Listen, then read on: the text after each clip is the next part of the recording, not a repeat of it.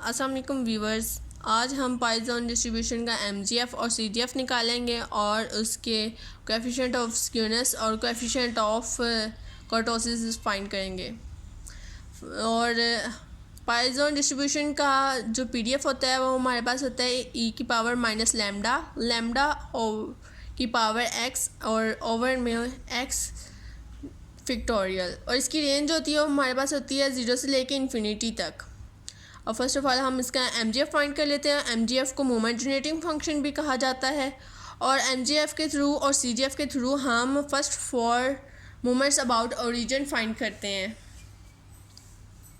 और इसलिए हम फर्स्ट इसका एमजीएफ निकालते हैं। एमजीएफ फाइंड करने के लिए हमारे पास फार्मूला होता है एमजीएफ का, ये M X T is equal to expectation of E T X. Means के जो भी हमारे पास यहाँ पे होते हैं ना वेरिएबल्स, एक्स है टी है, वो हमारे पास ई की पावर में आ जाता है, और वो हमारे पास जो पीडीएफ होता है ना हमारे पास किसी भी डिस्ट्रीब्यूशन का, उसके साथ मल्टीप्लाई हो जाता है।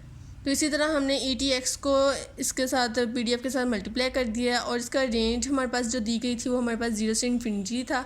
मीन्स के इनका सम हमारे पास ये है, और जब हमने इसमें से ये जो सम है किस पे अप्लाई हो रहा है, इस एक्स वाली वैल्यूज़ पे सम अप्लाई हो रहा है। तो एक्स वाली वैल्यूज़ को हमने इस साइड पे लिख लिया है, और जो हमारे पास जो कॉन्स्टेंट वैल्यू थी एक्स की पावर माइनस लैम्डा वो हमने सेपरेट बाय ले लिया है। जब सेपरेट बाय ले लिया है तो उसके बाद हमने इसको सिंप्लीफाई किया है। तो इसमें जो एक्स था वो दोनों में कॉमन था, तो वो हमने बाय लिख दिया है और इस तरह से कर दिया।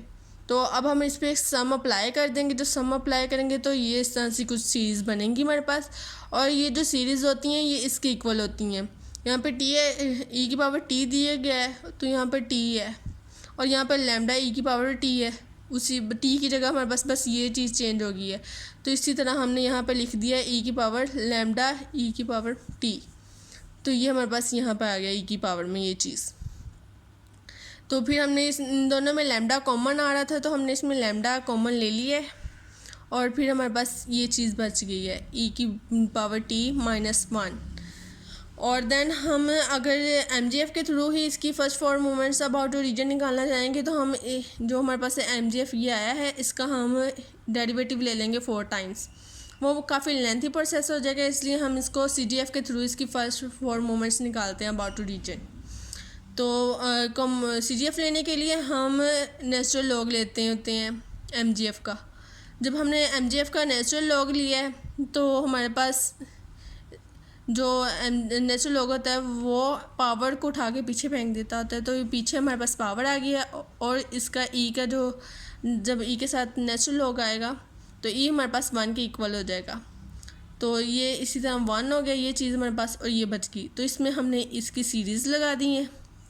तो जब सीरीज़ लगाई है तो ये +1 जो है सीरीज़ वाला, ये एंड वाले 1 के साथ कैंसिल आउट हो गया है, और पीछे हमारे पास ये चीज़ बच गई थी। और फिर हमने लैम्डा को अंदर मल्टीप्लाई कर दिया सबके साथ ही। तो जब सबके साथ हमने लैम्डा को मल्टीप्लाई किया है तो अब हम इसकी मोमेंट्स कॉम्पोनेंट्स लिखेंगे। फर्स्ट कॉम्पोनेंट जो है वो हमारे पास जो टी के साथ वैल्यू होती है वो होता है, तो वो हमारे पास है लैम्डा।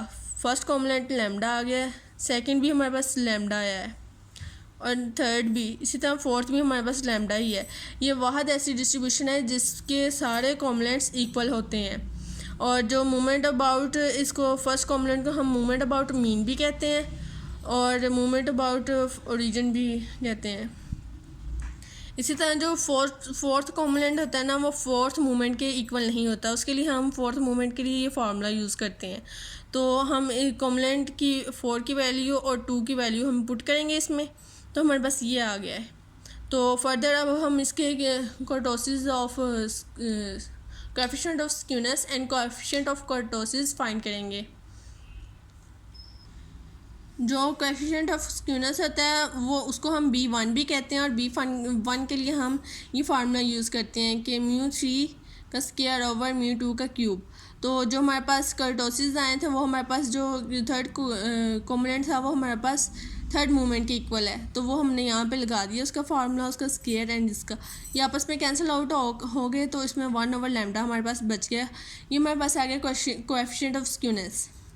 एंड देन सेकंड हमारे पास जो है बीटा 2 जो है वो हमारे पास होता है कोएफिशिएंट ऑफ कर्टोसिस। इससे हमें पता चलता है कि जो हमारी डिस्ट्रीब्यूशन है उसकी शेप क्या है, लेप्टोकर्टी है या फिर कौन सी इसकी शेप है, मेसोकर्टिक है, इस तरह।